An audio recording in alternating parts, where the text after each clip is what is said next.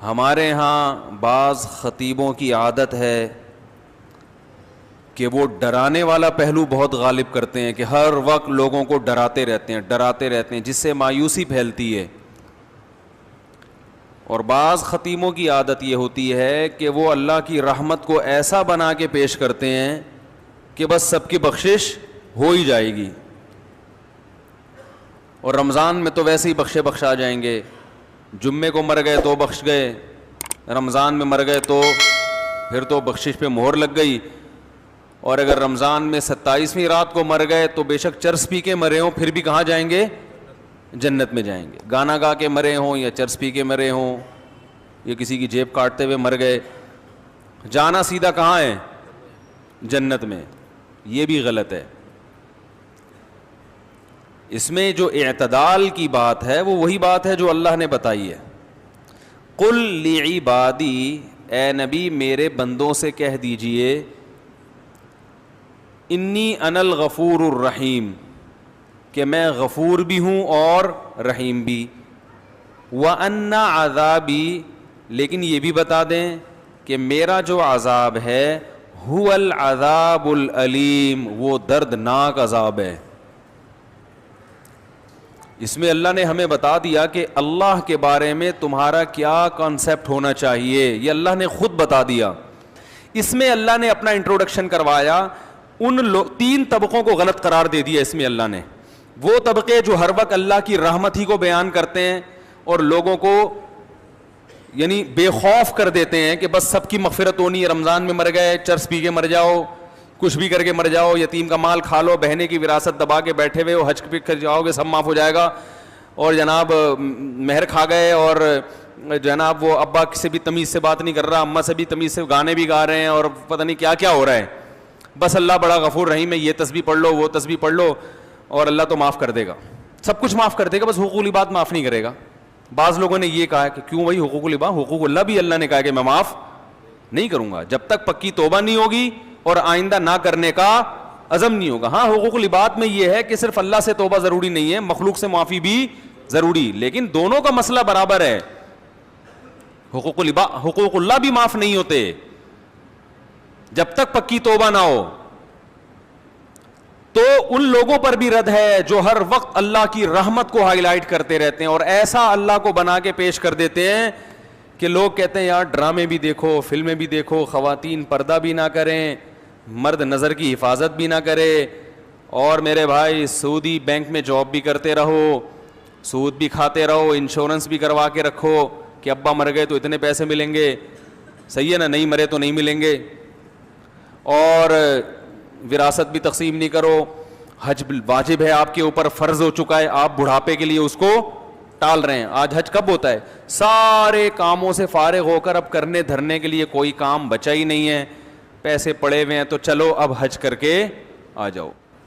ہمارے حضرت فرما رہے تھے ایک دفعہ بیان میں کہ لوگ رمضان میں یہ تو بتاتے ہیں کہ بخشش ہوگی، روزہ رکھا، تراویح رکھی، بخشش پکی بخشش ہے، تیسرا عشرہ جہنم سے خلاصی، 27ویں رات میں تو جنت ہی جنت کا. یہ بھی تو حدیث میں آتا ہے کہ جو روزہ رکھ کے بھی جھوٹ نہ چھوڑے اس کو بھوک اور پیاس کے علاوہ کچھ بھی حاصل، اور جو تہجد پڑھ کے بھی برائی نہ چھوڑے اس کو رات کو جاگنے کے علاوہ کچھ بھی حاصل.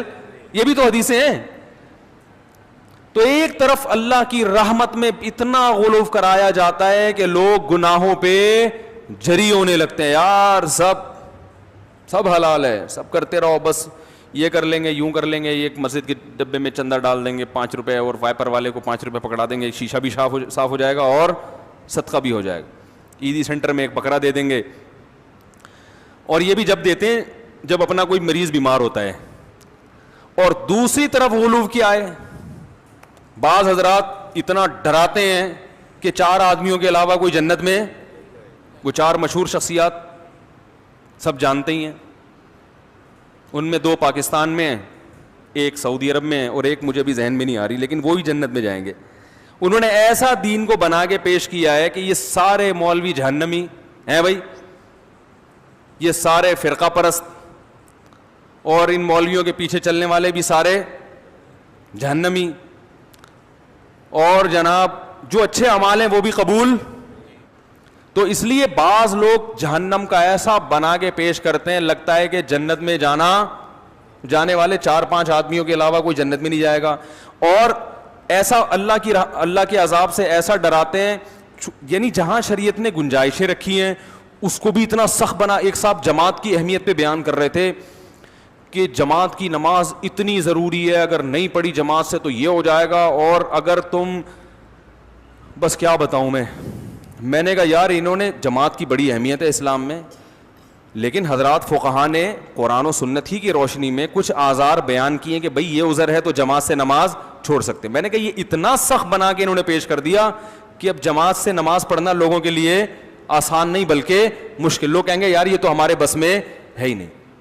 حالانکہ فقہا تو دین کو زیادہ سمجھتے ہیں نا. انہوں نے بتایا کہ بھئی یہ آزار ایسے ہیں, آپ کو شدید بھوک لگ رہی ہے, آپ کے سامنے کھانا آ گیا, اب آپ کو ڈر ہے میں نماز پڑھنے جاؤں گا تو کھانا ٹھنڈا ہو جائے گا, تو آپ جماعت سے نماز چھوڑ سکتے ہیں. جہاں شریعت نے گنجائشیں دی ہیں وہ گنجائش دینی چاہیے, بلا وجہ نہ چھوڑیں. اور ایسا ہی بھی نہ ہو کہ روزانہ اسی ٹائم پہ کھانا پکوانا شروع کر دیں. 2 انتہائیں ہیں, تو اس میں اعتدال کا راستہ کیا ہے بھائی؟ اللہ کی ذات کے دونوں پہلو ہیں, عذاب بھی ہے اور رحمت بھی ہے, لیکن یہ بالکل برابر نہیں ہے. رحمت والا پہلو عذاب والے پہلو پر غالب ہے.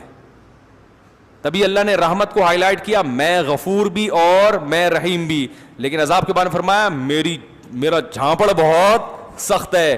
یعنی میں ایسا ہوں نہیں, لیکن مجھے مجبور نہ کرو, اگر میری نافرمانی کی تو میں عذاب بھی دے دوں گا.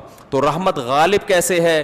ایسے غالب ہے کہ نیکی کا ثواب بہرحال ملتا ہے, اور وہ بہت کم ضائع ہوتی ہے, بہت اس میں ضائع ہونے کا آپشن کم ہے. جبکہ گناہ کا عذاب لازمی نہیں ملتا, اس میں توبہ کا دروازہ کھلا ہوا ہے. توبہ کر لو گے تو معاف ہو جائے گا, توبہ نہیں کرو گے تو پھر اللہ کا کوڑا بہت سخت ہے. فرمائے ان ربک لبالمرصاد, تمہارا رب گھات میں بیٹھا ہوا ہے نافرمانوں کو پکڑنے کے لیے. ایک ایک چیز نوٹ کر رہا ہے, ایک ایک چیز دیکھ رہا ہے. اللہ تعالی ہمیں اپنے عذاب سے بچائے. تو بھائی یہ جو گناہ ہیں ہمارے معاشرے میں, ان کو چھوڑ دینے میں ہی خیر ہے. ہمت کر کے چھوڑ دیں, پھر اللہ کی رحمت ہے, اور ایسی رحمت ہوتی ہے تتنزل علیہم الملائکہ. اللہ فرماتے ہیں تم گناہ چھوڑو گے نا تو تمہیں جو ٹینشن ہوگی نا, اس ٹینشن کو ختم کرنے کے لیے میری طرف سے تمہارے دل پہ فرشتے نازل ہوں گے.